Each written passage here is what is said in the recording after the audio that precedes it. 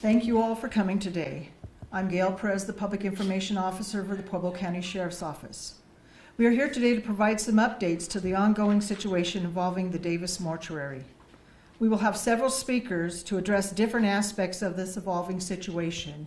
There will be time for a few questions at the end, so hold your questions till the end of the presentations.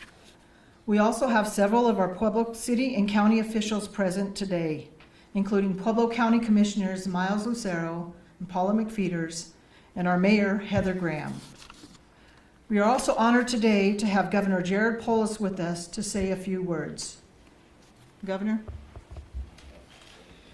Thank you. I was, of course, scheduled to be in Pueblo today and was hoping that we would just be having fun at the State Fair, and I, of course, will be attending the State Fair, and I just came from there where we celebrate our Centennial Farms and Ranches, but you never know when duty will call, and our state, working with our county, working with the city, needs to step up and take action, and that's exactly what happened here.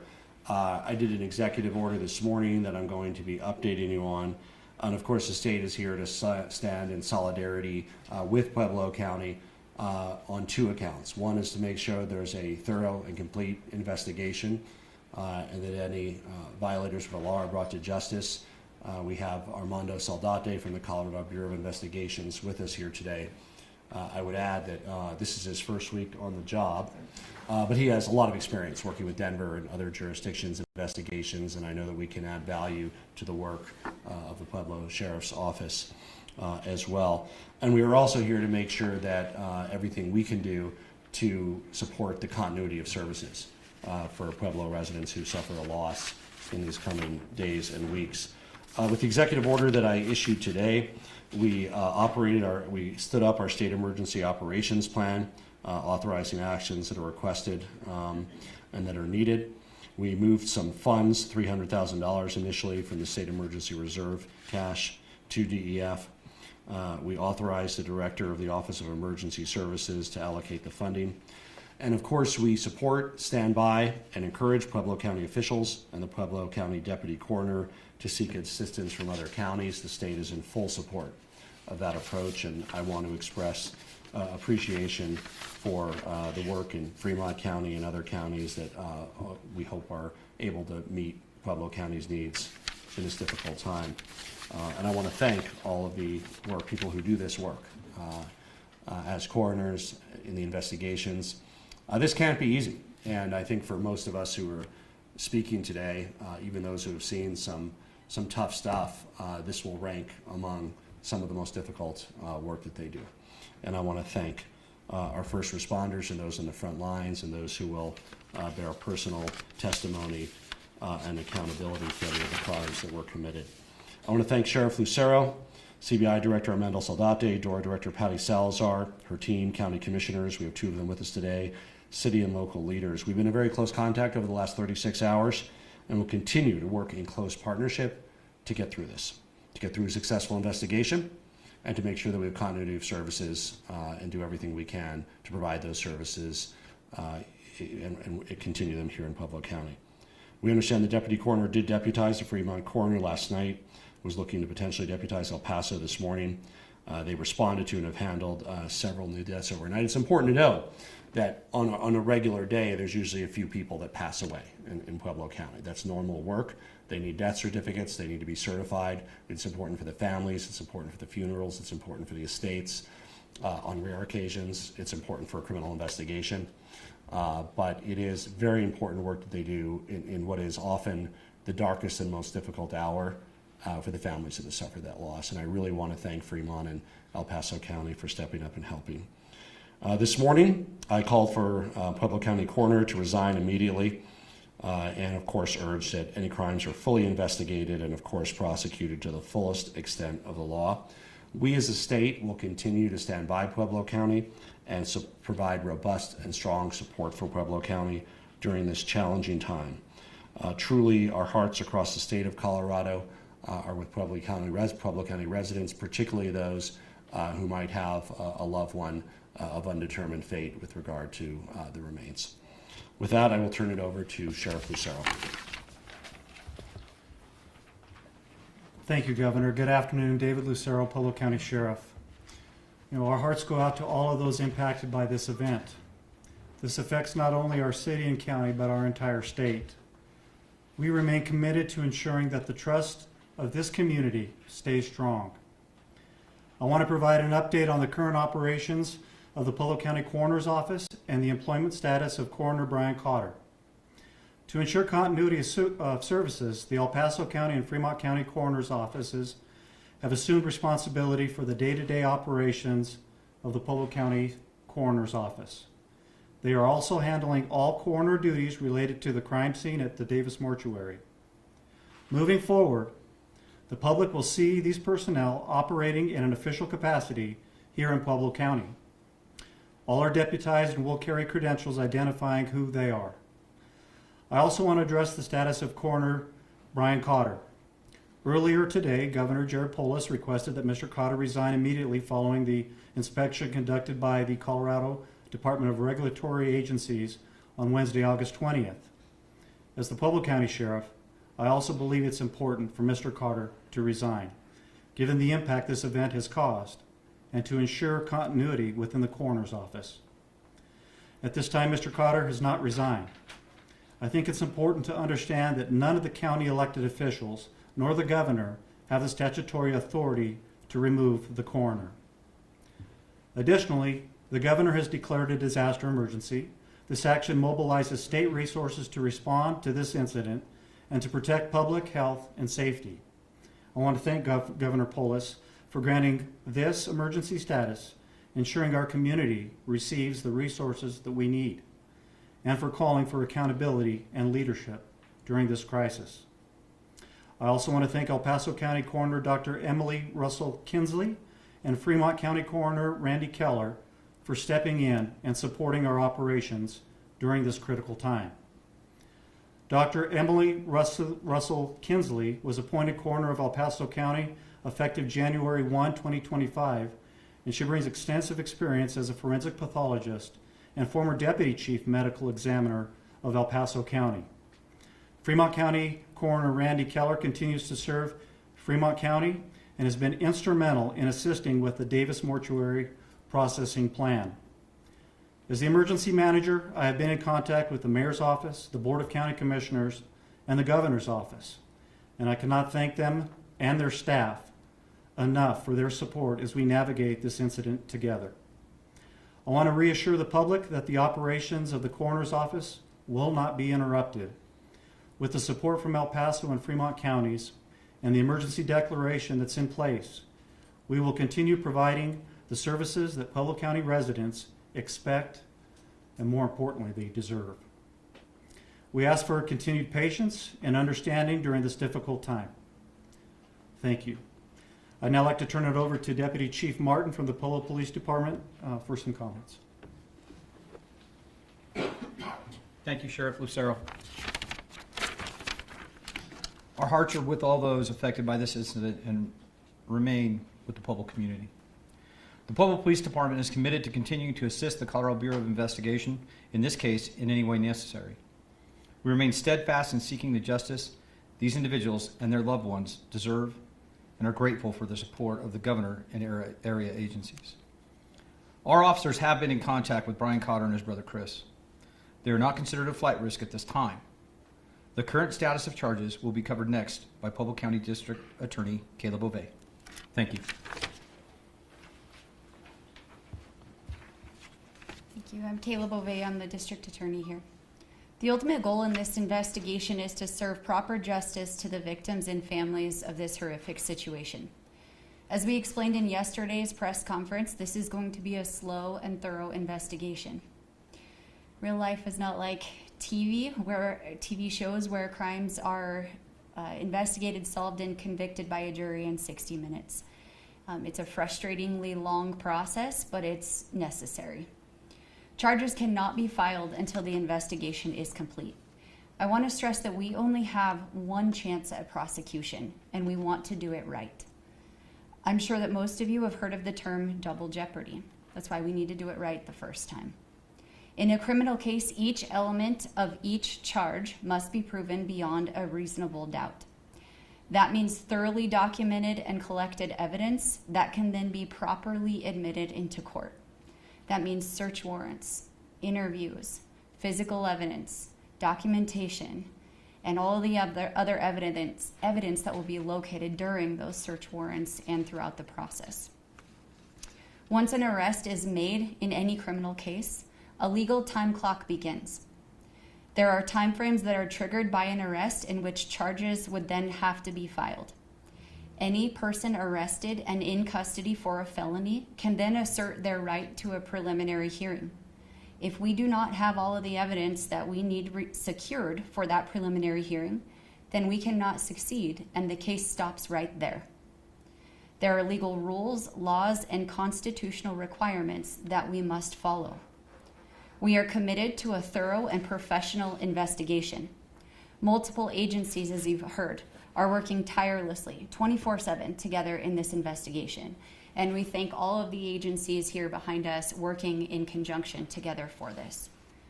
Once it is completed, I then will review all of the evidence and file any charges, any criminal charges that the evidence reveals. As frustrating as it may be, this is a slow process, or that we cannot divulge all of the details that people are wanting. We are committed to doing it right, to protect the integrity of the investigation and any charges that come out of it. It is the groundwork of our law enforcement partners that build a strong case to take to court. And we cannot have a successful prosecution without this thorough investigation. So we do ask for continued patience through this difficult time. At this time, I'll turn it over to CBI Director Armando Saldate. Thank you, District Attorney. Thank you all for being here today. I'm Armando Saldate, the CBI Director. I'm here to provide the update on the ongoing investigation in this Davis Mortuary investigative efforts. To remind you from the information I provided you yesterday, when we initially received this information 2 days ago from Department of Regulatory Affairs Executive Director Patty Salazar and her Division Director Sam Delmar, I immediately started reaching out, and CBI started reaching out to authorities here, our partners here with the Pueblo Police Department and Pueblo County Sheriff's Office. When we came yesterday, we were asked formally to take the lead on this investigation. But while we are a lead, I want to stress the importance of the relationships between us and the support that we've not only been able to provide from the state, but the partnership and support that our county partners with Pinal County Sheriffs and the Pueblo Police Department have provided. It's going to be paramount, and their continued support will be needed throughout the investigation. And also, we have our partners at the Federal Bureau of Investigation who are advising and are also providing assistance as we investigate. This is a complex and sensitive situation, and I want to thank the community for its patience and cooperation. Our primary investigative focus right now is a two-pronged approach. A very thorough criminal investigation, as the DA talked about, and the respectful identification of the deceased, our victims. This is, as you can imagine, it's a very long and methodical process. I want to thank our coroners, our Fremont coroner and our El Paso coroner, who have answered the call to help and are working hand in hand with us yesterday, spending a long time with us, advising us on next steps and also those lessons learned that we learned from the return to nature. Our initial assessment, and let me set some expectations here. This isn't just one time we're going in the building and doing our search warrant and our crime scene. This is going to be a multi-day effort. But our initial assessment is that there are at least 20 bodies found inside the funeral home. We're still in the process of that meticulous room-by-room search with crews, and you'll see them in hazmat gear and the appropriate layer of personal protective equipment so that they can conduct the work safely to handle all evidence that we are collecting. We hope to have a final confirmed numbers sometime this weekend of the number of victims. Please understand, that may take some time, and having a final confirmed number is going to, really take the partnership that we'll have with our coroners as they go through the identification process.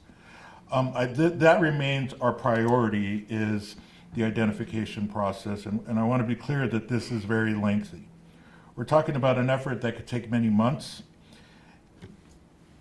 The state of some of the remains and the need for scientific confirmation, such as DNA analysis, means we must be thorough and deliberate to ensure accuracy. We don't want to give you, we want to make sure that we're giving you the right information as we conduct this analysis of the remains. We're grateful for the support of our partner agencies that are assisting in all levels of the tasks that are identifying our deceased victims.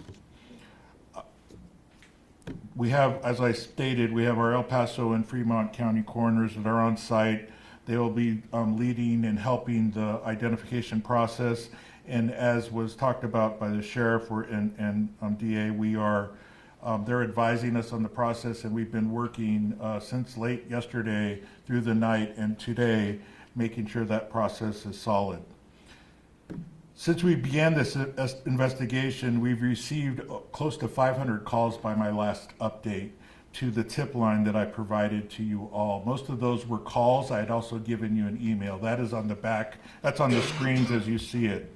Also, there's a new addition to the information. There is a QR code. This is something that we worked on today to get this up and running.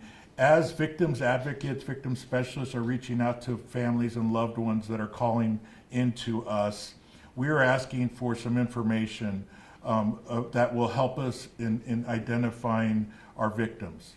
This will expedite that process. If you or a loved one have called or are waiting for a call back, if you could get on this QR code, that will help. That will take you to a secure site where it can help you fill out that form, get it into the system. That's also a multi-step process.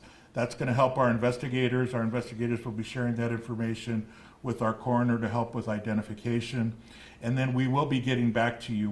We are getting our teams prepared, like I said, with victim specialists and victim advocates that can start reaching out to folks. But as you can imagine, in less than 24 hours, we've had over 500 calls. Continue to call. Please continue to provide us that information. I'll also have this on CBI's website. So if you don't get the chance to copy that today, and we'll provide copies of it to the press as well. We know that families are desperately seeking information to streamline the process for those who believe the loved ones may be among the deceased. We have created this dedicated system. Regarding the criminal investigations, I do want to set a clear expectation for you all, and I think you've heard it in kind of what the messages I've talked to you about and what we've shared. This is going to be a long and complex case. We have a lot of forensic evidence to process and a great deal of information to sort through from the public in our initial findings. Additionally, once we take all our human remains and victims out of these places, we're going to have to go in and get records. A lot of the records and paper and all the things that we're going to have to go through. So that is going to take some time, and so we ask that for your patience. Due to the nature of the alleged crimes, it may be a considerable amount of time before any formal charges are determined. We are committed to a full and complete investigation to ensure we have a solid case. I want to assure the community that we're working tirelessly on this investigation. We'll continue to provide as much updates and new information as we can, but in a manner that does not jeopardize the ongoing investigation. Thank you all, and I think we're ready for questions. Just, I understand that El Paso and Fremont are taking over for now, but in the long term, if Mr. Carter fails to resign, are there any plans to appoint an official acting Pueblo County coroner? You know, it's very early on. We're in communication with Mr. Carter, and we don't know what his intentions are. I think the fact that the governor called for his resignation, I too feel that it's appropriate. Only the days will tell. There's not a system in place right now that allows for the removal of an elected official, elected county official. We can't remove them. The Board of County Commissioners can't remove them, and neither can the governor. We're going to work with legislators to see what the process might look like in the future, but we're navigating this day by day, and we've taken those appropriate steps to ensure that our partners with El Paso County and Fremont County are operating in a manner that is consistent with state statute.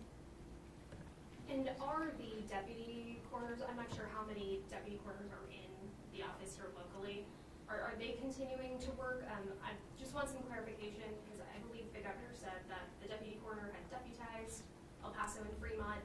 Just trying to get the exact layout of the leadership here. So they are still employed. They're working in a very limited capacity right now, as we navigate this, to assess any knowledge that they might have if they're witnesses to this, which is again why we want to take those proper steps to ensure transparency and make sure that our partners with El Paso and Fremont County assume those roles with that extra set of eyes, and that they're navigating any new decedents that happen in Pueblo County, as well as being the point for the Davis Mortuary scene processing.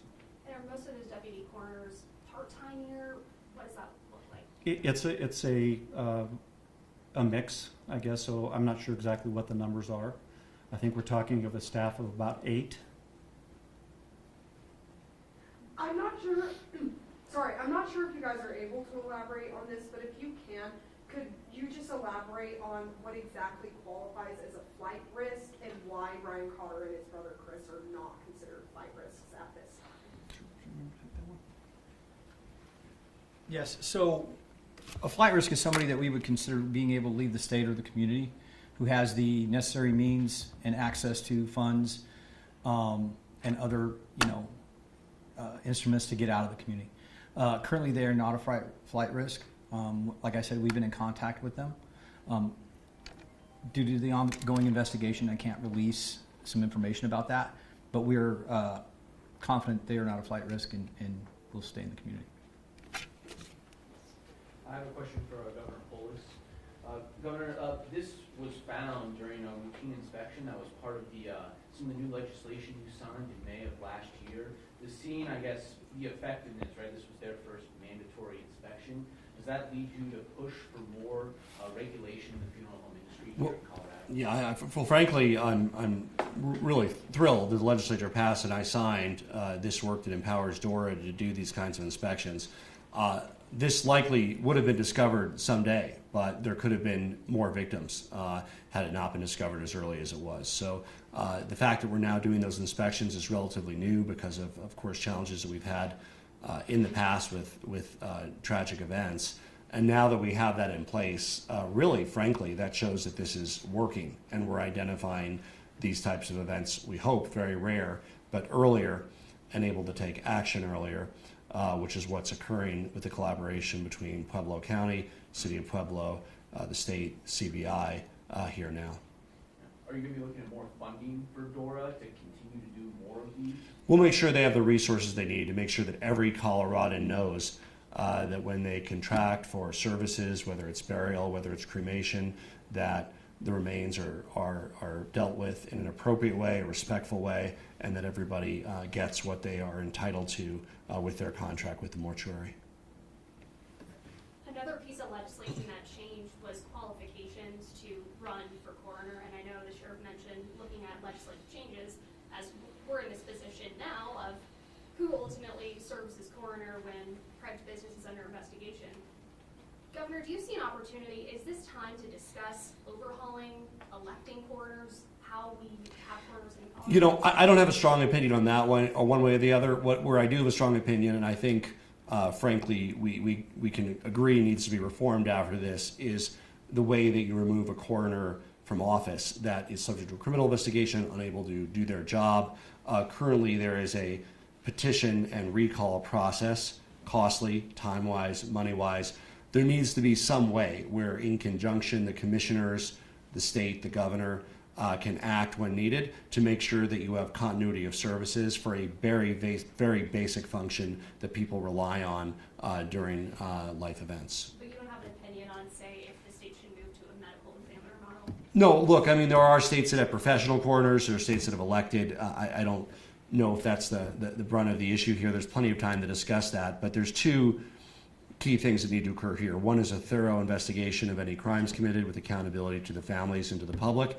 The second is continuity of services for Pueblo County residents experiencing loss. So those are the two things we're focused on right now. We are open to a broad variety of ways to make sure that other counties don't face the same situation that Pueblo County is facing right now. We have time for one more question. Yeah, insofar as inspections, it's mentioned that this was the first annual routine inspection. So prior to that, did the mortuary just not have any inspections going on, or what did that look like? Yeah, prior to this new bill, it was a largely unregulated field. And I think that we've all learned a lot over the past few years that, unfortunately, in any line of business, you know, whether it's banking, whether it's retail, whether it's insurance, there's always going to be people that seek to take advantage of other people. And that is no different in the mortuary business. I would add that almost everybody that works in the mortuary business is hardworking, honest, just like in most professions, good Coloradans. But just like any other field, there's going to be a few bad seeds, and we need to make sure we have the systems in place through Department of Regulatory Affairs that we now do to make sure that that in these nobody takes advantage of people during their darkest hours. Thank you. We do not have another press conference scheduled at this time, but when we do, if we do, we will post it on our social media. There will be news briefs that will go out to let you know of that. Thank you.